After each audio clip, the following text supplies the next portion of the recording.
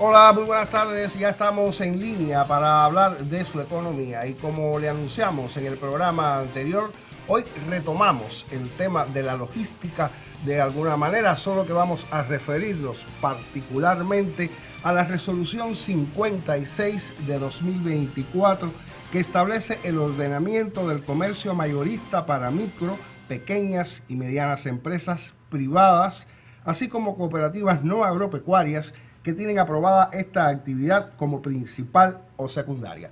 Me acompaña para desarrollar este tema el máster en ciencia Alexander Brito Brito, presidente de la Asociación Nacional de Economistas y Contadores en nuestro territorio. Muy buenas tardes, qué bueno que me acompaña. Ya usted sabe, hablaremos de la resolución 56, una deuda que teníamos pendiente, ¿verdad? Y más. Vamos a una pausa y enseguida estamos de vuelta. El comercio mayorista se entiende como la actividad comercial al por mayor. Toda empresa de comercio que adquiere mercancías en nombre propio y por cuenta propia con habitualidad para revenderlas a empresas industriales, a otras empresas de comercio o a profesionales.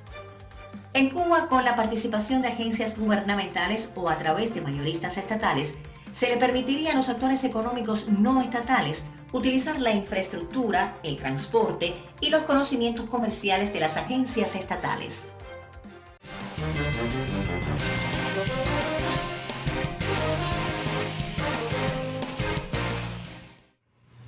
Bien, conocido lo que refrenda la literatura económica como comercio mayorista, me gustaría iniciar este diálogo, Alexander, precisamente por qué establece la resolución 56 de 2024. A ver, es importante que conozcamos que nuestra economía es muy distinta, es decir, no se parece a ninguna en el mundo.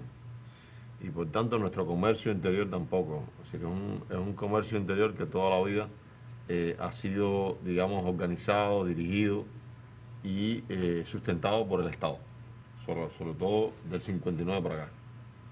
El Estado se ha encargado del 59 para acá de ordenar y conducir el comercio interior en el país.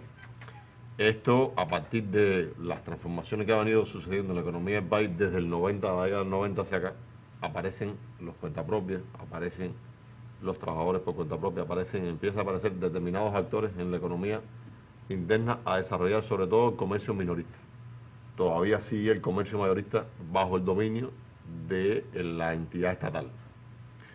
Pues a partir del surgimiento de los nuevos actores económicos privados, sobre todo llamemos micro, pequeñas y medianas empresas y las cooperativas no agropecuarias, pues empiezan a otorgarse, digamos, posibilidades y misiones a estas entidades que incluye el comercio mayorista.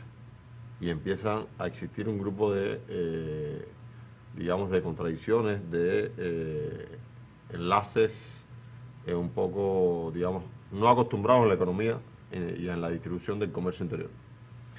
Y entonces esto ya lleva varios años sucediendo y por tanto hay vamos a decirlo así, hay una desvirtuación entre el desempeño de estos actores que están realizando la actividad mayorista y en los actores estatales. Y entonces incluso hay actores, te pongo el ejemplo de que hay actores de micro y pequeñas y medianas empresas que tienen dentro del sujeto social la comercialización mayorista y minorista de todos los productos alimenticios. Y ya eso abarca una responsabilidad social bien alta. Y entonces eso también trae consigo quizás un desorden de yo estoy haciendo una cosa y también estoy haciendo otra a la misma vez. Y tú no sabes cuál es una y cuál es la otra. A partir de ahí nos hemos dado cuenta y el Estado se ha dado cuenta y el gobierno se ha dado cuenta de que hay un desorden, digamos, coyuntural en la actuación de estos actores en la economía y por tanto es necesario empezar a ordenar. Ya eso lleva varios años intentando. Y finalmente aparece la resolución 56. Y esta resolución 56 que sale el año pasado parte fundamentalmente a definir cómo ordenar y cómo intentar organizar el comercio interior en Cuba, sobre todo el comercio interior, que va a buscar la manera de encauzar un grupo de elementos que es importante señalar, y voy a tomarme un tiempito porque es importante explicar. Primero, la intención inicial es acortar las cadenas de suministro. Ya hemos hablado en estos programas de cadenas de suministro, por tanto, tenemos que, es una intención acortarlas. Small Supply Chain, que no es un invento cubano, que es un invento internacional. Es decir, esto es digamos, un padecimiento internacional en las grandes cadenas a acortarse. ¿Por qué? Porque el acortamiento trae consigo una especialización y también trae consigo disminuir los costos en la cadena. Y nosotros nos hace falta disminuir los costos para bajar los precios. Entonces, este elemento es importante tenerlo en la 56, que viene como un elemento introducido dentro, una intención dentro de la 56. Y también está el tema de buscar la manera de ordenar y utilizar las capacidades que están en el sector estatal para todo lo que tiene que ver con la logística de transporte y de almacenamiento y de manipulación de materiales, manipulación de alimentos en todo el país. Esto no es medio cierto. Es decir, nos hemos encontrado almacenes de productos alimenticios en un garaje, en un edificio, donde hay un grupo de elementos que del ecosistema que están atentando contra el estado de esos alimentos. Y eso trae consigo el incumplimiento de un conjunto de normas. Por tanto, hay que buscar la manera también de eso, de buscar el ordenamiento desde el punto de vista de la inocuidad de los alimentos. Y también está en función de buscar un principio que se había perdido y que no se utiliza a plenitud, y el sector no estatal no es un buen ejemplo, el sector no estatal no es un buen ejemplo ahora en esto de la economía de escala, que es un principio de la transportación y, digamos, de la logística de los alimentos, sobre todo de los productos, de buscar la manera de masificar la transportación para bajar costos. Si tú bajas costos en la cadena, pues tú vas a bajar costos en la venta de productos y servicios a la población. Entonces, estos son elementos importantes que traen el trasfondo, no lo dice la resolución, pero sí están en el trasfondo de la resolución. Ahora, ¿qué es lo que dice la resolución finalmente? Para dar un buen paso. Primero, elimina, le da un tiempo de vida a los TCP para la actividad mayorista. Los TCP no deben hacer actividad mayorista, dado que ellos están contemplados fundamentalmente para hacer actividad minorista, porque solamente pueden contratar 3 personas. Tú con 3 personas es muy difícil hacer actividad mayorista, sobre todo en un país como el nuestro. Es muy difícil. Por tanto, ya esa es una primera pauta. Elimina, es decir, le limita a los TCP a hacer actividad mayorista. Se deben concentrar solamente en la actividad minorista, fundamentalmente. Bueno, los que son productores pueden seguir siendo productores. Ahora, un elemento importante es que aquellas MIPYMES que hacen actividad mayorista deben quedarse o con la actividad mayorista o con la actividad minorista.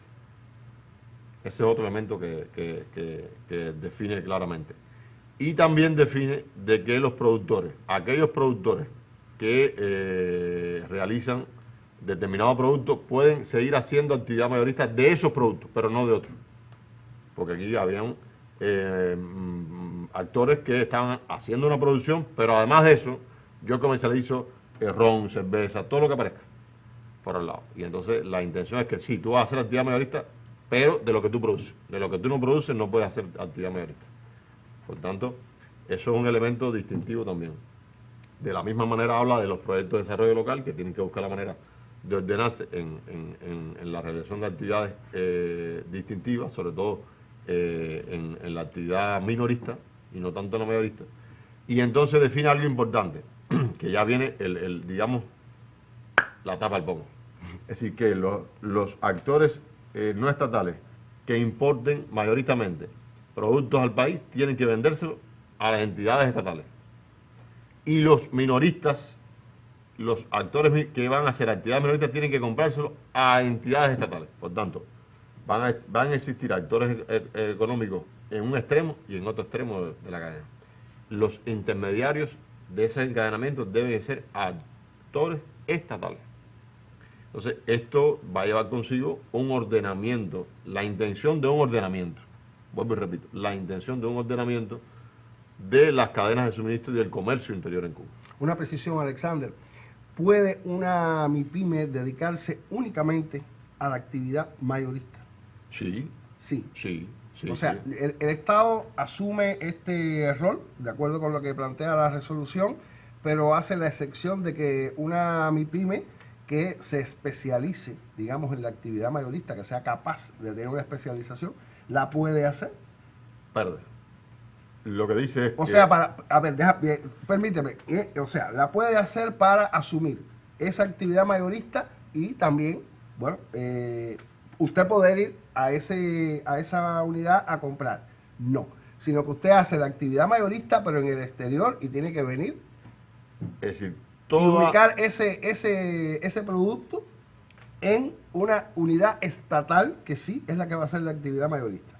Repito, Ajá.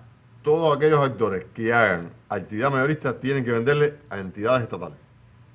Todos aquellos actores minoristas que vayan a enfrascarse en el mercado minorista tienen que comprarle los artículos a entidades estatales. Repito, los extremos, los actores no estatales, quedarían en los extremos de la cadena de suministro. ¿Ya? En los que están relacionados con los proveedores y en los que están relacionados con los clientes, fundamentalmente.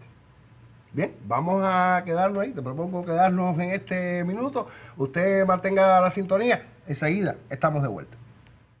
En el comercio mayorista se obtiene el producto directo de la fábrica a grandes cantidades para luego vender de manera más directa a cada comercio minorista, mientras el comercio minorista realiza sus compras a los mayoristas y no a las fábricas en la mayoría de los casos, para luego vender el producto al cliente o consumidor final. Cabe destacar que el mayorista nunca vende sus productos al consumidor final directamente. Por eso existe la cadena de comercio que inicia desde la fábrica, pasa al mayorista, luego al minorista y por último al consumidor final.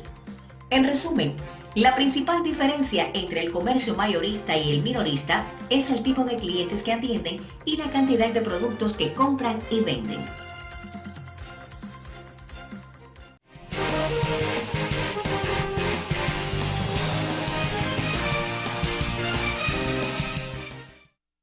Ahora bien, Alexander, retomamos el tema que nos ocupa. Conversamos acerca de la implementación de la resolución 56 de 2024 que regula el comercio mayorista y precisamente esta resolución, a pesar de haber sido discutida con actores económicos privados, a pesar de haber sido consensuada, vamos a decirlo de esa manera, pues en 2 oportunidades ha sido postergada su implementación.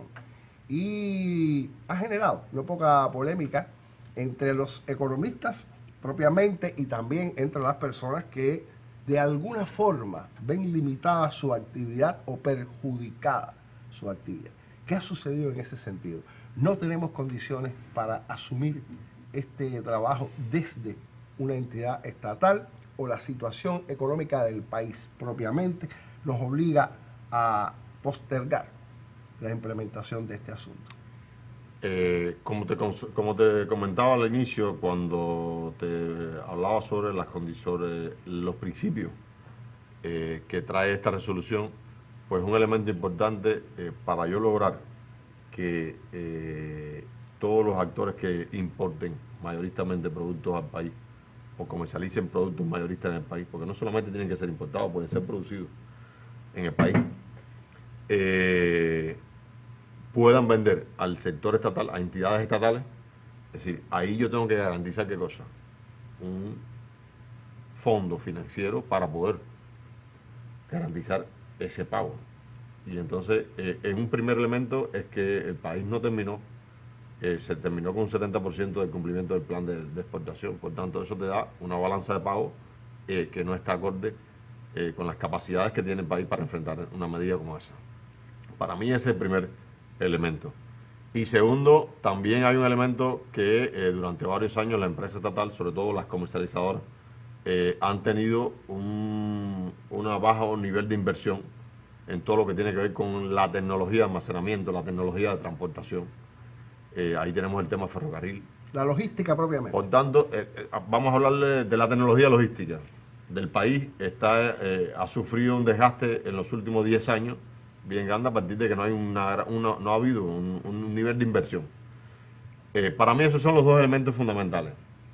Amén de que sí hay capacidades desde el punto de vista de almacenamiento, ya lo hablamos en el programa anterior, es decir, en Cienfuegos solamente hay más de medio millón de metros cuadrados, 1,3 metros cúbicos, pero aún así con eso no es suficiente.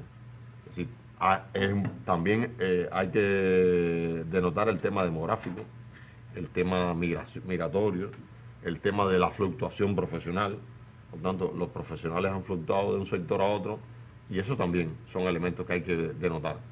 Es decir, yo creo que la resolución tiene una bien marcada intención, un objetivo bien claro, pero las condiciones hay que repensarlo. Ahora, ¿qué pudiera hacerse? Bueno, hacerlo, digamos, moderadamente, escalonadamente, con una intención no tan radical, sino ir buscando, digamos, encauzando determinados encadenamientos que te puedan ir dando un nivel de desarrollo y con estos ir reforzando los otros.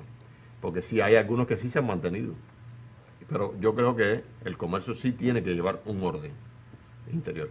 Si no, es muy difícil lograr tener productos y servicios de calidad y con bajo nivel de costo al final de la cadena, que es imposible con la cantidad de actores intermediarios que hay.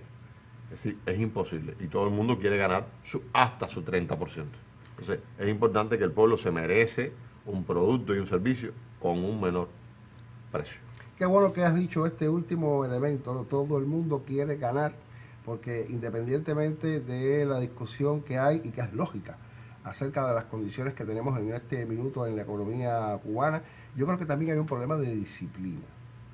Hay un problema de disciplina por parte de los actores económicos que de alguna forma han hecho rechazo a esta resolución porque ven limitado, y vuelvo a entrecomillar, limitada su acción precisamente en este asunto de ganar, puesto que ven incluso que venderle al Estado es un incremento más de la cadena, pero que a su vez pierden en este negocio porque no son los comercializadores directos y a su vez le pueden poner el precio que consideren, porque nos ocurre realmente, estamos poniendo los precios que considera alguien que deben ser, independientemente de todas estas, digamos, indicadores económicos que uno tiene que tener en cuenta, porque los precios en el mercado internacional fluctúan, no son precios estacionarios, y que usted diga, bueno, pues esto se va a mantener de esta manera. Y han ocurrido muchos sucesos asociados a la implementación y no implementación de la resolución, como incluso la pérdida de algunos productos en el mercado interno. Se esconden los productos, vamos a decirlo claro en español, se esconden los productos en el mercado interno, y esto por supuesto tiene una derivación de dificultad para el último de la cadena, que es el consumidor, o que somos los consumidores. Así que me parece que también, insisto, hay un tanto de indisciplina, muy a pesar de que las condiciones económicas puedan no ser las mejores, porque también pudiéramos ir analizando. Decías que la implementación puede ser no radical, o sea, la propuesta se ha hecho que 90 días, se ha dado 90 días para estos actores para que terminen su actividad mayorista, para que la asuma el Estado, pero no es que se alarguen los plazos, sino que se haga una evaluación de dónde pueden funcionar estos plazos, de dónde pueden funcionar plazos incluso un poco más extensos, porque el mundo funciona de esa manera. Es importante señalar dos elementos clave. ¿Qué sucede? Con esta resolución tú obligas a las entidades mayoristas a venderles a entidades estatales y a los minoristas comprarles a entidades estatales. Para tú comercializar con entidades estatales tienes que hacer ¿qué cosa? Contratos. ¿Y los pagos cómo serían? Pues a través de los elementos de la bancarización. Hay una nueva resolución que sale aproximadamente el 6 de mayo, fresquecita. 6 de mayo, que define cuáles son todos los elementos que deben tenerse desde el punto de vista de bancarización para la comercialización mayorista. Tanto ya o se organizan en el encadenamiento o tienen que tomar un papel fundamental en esto. Es decir, la bancarización tiene que lograr que exista esa transparencia en la comercialización interna del país. y eso va a permitir pues que los encadenamientos sean lo más ordenados posible, con una objetividad clara y que al final de la cadena pues exista un menor costo, que es lo que se quiere. Has utilizado términos que son clave, Alexander, y hablabas incluso del ordenamiento. Yo creo que sí, hay que ordenar el mercado interno nuestro, necesariamente tenemos que ordenarlo, porque en esta pérdida de quién es el responsable de la comercialización mayorista y va a la minorista, en este acortamiento de las cadenas de distribución, en esta repercusión que va a tener sobre los precios de los productos, si usted no ordena, si usted no contrata con una entidad mayorista, si usted no declara el dinero que usted emplea, si usted no se rige por las resoluciones de pago que existen, si usted no bancariza, no me gusta la palabra, siempre lo digo, si usted no emplea las vías digitales para realizar los pagos o todas las evoluciones que financieramente le corresponden, pues entonces usted está amparando el desorden y la resolución va a eso. Yo insisto en que las condiciones quizá no sean las más adecuadas, pero no podemos seguir aplazando el orden de la economía interna. Vamos a otra pausa, Alexander. Usted mantenga la sintonía. Enseguida estamos de vuelta. El programa económico en línea promociona el tema que sugiere para cada semana en su página de Facebook y de Anex Cienfuegos. Si usted nos deja sus inquietudes, serán atendidas por nuestros panelistas.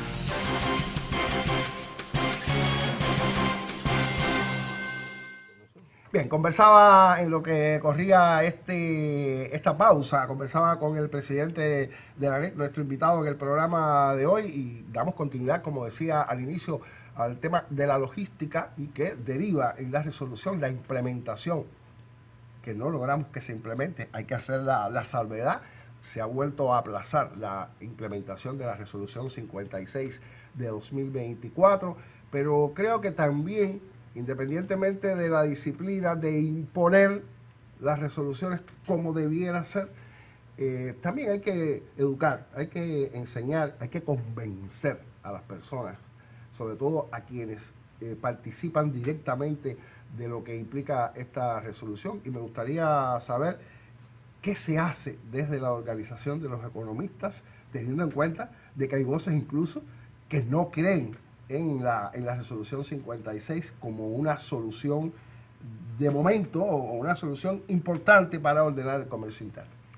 Bueno, lo primero que hacemos en la asociación es este tipo de actividad, de programas, incentivar este tipo de programas que permitan a la población ganar en conocimiento de todos, digamos, los elementos principales de la economía nuestra en el país, y con esto pues vamos creando una cultura económica en la población.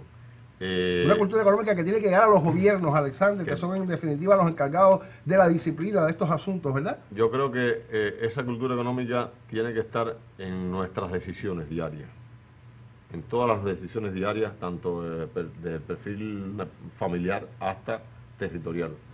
Es decir, hay que buscar la manera que esas decisiones siempre prime un elemento distintivo en la economía y en el tema sostenibilidad de la economía nuestra. Y eso es un elemento que la ANEC siempre está incentivando. Estamos, como tú conoces, en un proceso de congreso, estamos a menos de 20 días, 30 días del congreso. Este congreso que trae en un momento bien complejo, pero que se va a hacer el congreso, no pienso que demos marcha atrás, y que tiene como primicia este elemento fundamental que hablábamos, el tema de la cultura económica, la educación económica, la comunicación económica es importante para no dejar brecha a ningún elemento que se pueda estar distorsionando la actuación de nuestros gobiernos, de nuestra dirección del partido. Y por tanto nosotros tenemos que buscar la manera de que todos los espacios que podamos hablar, que podamos intercambiar, y en eso la ANEC tiene una representación en los territorios, donde nosotros tenemos que buscar que haya ese intercambio, que haya esa socialización, que haya esa participación entre los economistas y no economistas, entre los jóvenes, y eso es importante que también lo veamos. Y es importante, no puedo dejar pasar este programa sin mencionar que en este mes cumplimos aniversario del natalicio de Carlos Rafael Rodríguez, imagínate. Y también los economistas le vamos a estar rindiendo tributo, un economista ilustre del país y también un cienfueguero ilustre. Y estamos haciendo un grupo de actividades con la delegación del Congreso que va a representación de varios sectores de la economía del territorio, y llevaremos también a este Congreso elementos que van a estar mostrando las experiencias, las buenas prácticas del territorio, y también a escuchar las buenas prácticas de otros territorios que podamos estar implementando acá en Cienfuegos. Precisamente al pensamiento económico de Carlos Rafael Rodríguez pensamos dedicar nuestro próximo encuentro del programa económico en línea. Y sí, estaremos atentos al Congreso, vamos a estar muy atentos al Congreso, porque desde ya estamos participando de alguna manera en todas las discusiones que desde los economistas se realizan en el país, a partir de todos los criterios que se tienen de por dónde anda nuestra economía y qué necesitamos para enderezar y sostener la economía nuestra. Muchas gracias, Alexander, por haberme acompañado. Usted ya sabe, regresamos la semana próxima, 4:30 de la tarde, siempre para hablar de economía. Buen resto de jornada.